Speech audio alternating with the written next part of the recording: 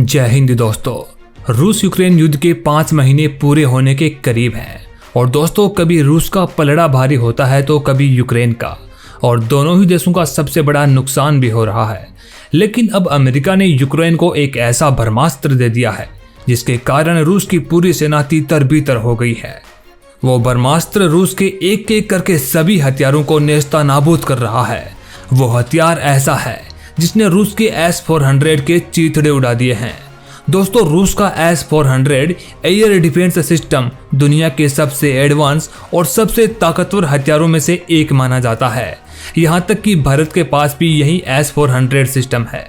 लेकिन जिस प्रकार से यूक्रेन ने S-400 को भारी नुकसान पहुंचाया है उससे इसकी काबिलियत पर सवाल खड़े हो रहे हैं। यहाँ तक कि खुद रूस के राष्ट्रपति पुतिन भी इसकी नाकामयाबी को जानकर नाराज हो रहे हैं। और दोस्तों ये बात भारत के लिए भी चिंता की है, क्योंकि भारत के पास भी यही S-400 है और अगर कभी दुश्मन हमारी सीमा पर आ जाता है तो भारत को इनका उपयोग करने की जरूरत पड़ेगी और कहीं ऐसी वाली नाकामयाबी हमें ना पल्ले पड़ जाए। दोस्तों अमेरिका के इस हथियार ने युद्ध का पूरा पासा पलट दिया है और यूक्रेन का पलड़ा भारी होता दिख रहा है। हाल ही में खबर आ रही है कि एक कमांड पोस्ट पर यूक्रेन ने इस हथियार से 12 रूसी सैनिक मार गिराए हैं। इस हमले में रूसी कब्जे वाले खेरसोन शहर के पास चोर्नोबाइवका एयरपोर्ट पर एक कमांड पोस्ट को निशाना बनाया गया था। दावा तो यहाँ तक भी किया गया है कि इसमें कम से कम एक जनरल और एक कर्नल की मौत हो गई है। रूसी टेलीग्राम चैनलों ने जानकारी दी है कि सैनिकों की रक्षा करने में S-400 anti air defence system की विफलता से राष्ट्रपति व्लादिमीर पुतिन काफी नाराज दिख रहे हैं और वो इस हमले के बाद से काफी ज्यादा तिलमिलाए हुए हैं। दोस्तों रूस की सेना को तितर बितर करने वाले इस हथियार का नाम है high mobility artillery rocket system यानी कि हिमरास। यह एक लाइट मल्टीपल रॉकेट लॉन्चर है। दोस्तों यह बात हमेशा से ही कौतूहल का विषय रही है कि रूस के एयर डिफेंस सिस्टम के सामने अगर ये रॉकेट सिस्टम मुकाबला करेगा तो दोनों में कौन ज्यादा ताकतवर साबित होगा। लेकिन पहली बार इन दोनों हथियारों के बीच आमने सामने की लड़ाई हुई है और इस आमने सामने की लड़ाई में अमेरिका के इस रॉकेट सिस्टम ने रूस के S-400 के चीथड़े बिखेर दिए हैं। दोस्तों यूक्रेन कई दिनों से अमेरिका से इसी तरह के रॉकेट सिस्टम देने की मांग भी कर रहा था और बाद में अमेरिकी राष्ट्रपति जो बाइडेन ने $700 मिलियन के नए हथियार पैकेज के रूप में यूक्रेन को ये मिसाइल सिस्टम देने पर सहमति जताई थी और युद्ध में जाते ही इसने अपना जलवा दिखा दिया है। यह लंबी दूरी के टारगेट पर सटीकता से हमला कर सकता है।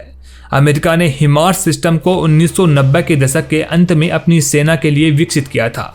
HIMARS light multiple rocket launcher है जिसे M1140 ट्रैक फ्रेम पर लगाया गया था। हिमार्स सबसे एडवांस टेक्नोलॉजी, अपेक्षाकृत सस्ता और मजबूत व टिकाऊ मिसाइल सिस्टम है। यह सैकड़ों किलोमीटर तक एक साथ कई रॉकेट दाग सकता है। यूक्रेन की ओर से युद्ध में इस्तेमाल किए जा रहे सभी हथियारों की तुलना में हिमार्स की मारक क्षमता सबसे ज्यादा है। यही वजह है कि यूक्रेन इन हथियारों को गेम चेंजर कह रहा है। यह दूसरे मल्टीपल रॉकेट सिस्टम की तरह ही हमला करता है। खास बात यह भी है कि पहिए लगे होने के चलते इसे एक से दूसरे स्थान पर ले जाना आसान है। दोस्तों इस सिस्टम की मार करने की क्षमता 80 किलोमीटर की है, जो अमेरिका की ओर से दिए गए M777 होवित्ज़र्स की रेंज से करीब 2 गुनी है। दोस्तों इस रॉकेट लॉन्चर की हर यूनिट में 6 GPS गाइडेड रॉकेट लोड हो सकते हैं, जिसे रिलोड करने में करीब 1 मिनट का समय लगता है, यानी कि काफी जल्दी इससे हमले किए जा सकते हैं। बताया जा रहा है कि पिछले 2 हफ्तों में इस हथियार के जरिए यूक्रेन ने रूस के 30 सैन्य ठिकानों को निशाना बनाया है। यही वजह है कि यूक्रेन के राष्ट्रपति वोलोदिमीर ज़ेलेंस्की ने हाल ही में हिमार्स का जिक्र करते हुए कहा था कि सिर्फ आधुनिक और शक्तिशाली हथियार ही रूस को रोक सकते हैं। दोस्तों इस रॉकेट सिस्टम के जलवे को देखते हुए अमेरिका ने इसी महीने जुलाई में 4 और हिमार्स समेत $400 मिलियन के हथियार भेजने का ऐलान कर दिया है। अमेरिका की ओर से यह मदद रूस के हमले का सामना कर रहे यूक्रेन के लिए काफी अहम मानी जा रही है। अमेरिकी अधिकारी के अनुसार अमेरिका के इस फैसले के बाद यूक्रेन के पास 12 हिमार्स सिस्टम होंगे। अधिकारी के अनुसार यूक्रेन अब अपनी सीमा से रूसी क्षेत्रों पर सफलतापूर्वक हमला कर रहा है। अमेरिकी अधिकारियों के मुताबिक हिमार्स यूक्रेन पर मौजूद रॉकेट सिस्टम में से सबसे बेहतर बताया जा रहा है। दोस्तों अमेरिका का यह रॉकेट सिस्टम पहले से ही यूरोप और नाटो सदस्य पोलैंड और रोमानिया के पास है। यूक्रेन में जंग लंबा खिंचता जा रहा है दोस्तों यह युद्ध कब खत्म होगा किसी को कुछ भी मालूम नहीं, लेकिन इस युद्ध ने अमेरिका और यूरोपीय देशों को करीब ला दिया है। वे मिलकर के रूस के खिलाफ यूक्रेन की सहायता कर रहे हैं। इसकी वजह से अभी तक जेलेंस्की की सेना पुतिन की शक्तिशाली आर्मी का मुकाबला कर रही है।